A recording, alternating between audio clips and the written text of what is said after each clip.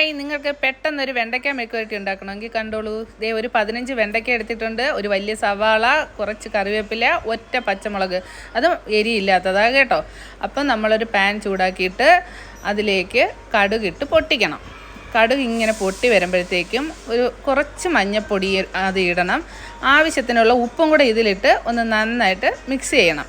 അപ്പം പിന്നെ വെണ്ടയ്ക്കയിലേക്ക് ഇത് പിടിക്കാനായിട്ട് എളുപ്പമാണ്. അതിന് ശേഷം നമ്മുടെ ഈ ഉള്ളി ഇതിലിട്ട് വഴറ്റുക, കറിവേപ്പിലയും പച്ചമുളകും കൂടി ഇട്ട് നന്നായിട്ട് വീണ്ടും ഒന്ന് വഴറ്റിയെടുക്കുക.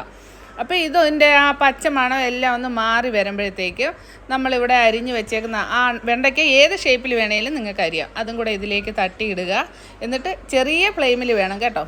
അത് നന്നായിട്ട് വീണ്ടും ഒന്ന് മിക്സ് ചെയ്ത് ഇളക്കി കൊടുത്തുകൊണ്ടേ ഇരിക്കണേ. ഒരു 3 മിനിറ്റോളം ഇത് ചെറു തീയിലൊന്ന് ഇളക്കിയതിന് ശേഷം വീണ്ടും ഒരു 3 മിനിറ്റ് നമ്മളൊന്ന് അടച്ചു വെച്ചാൽ മതി. അതിന് ശേഷം ചൂട് ആറുമ്പോൾ ഇത് എടുക്കാം, നമുക്കിത് കഴിക്കാം.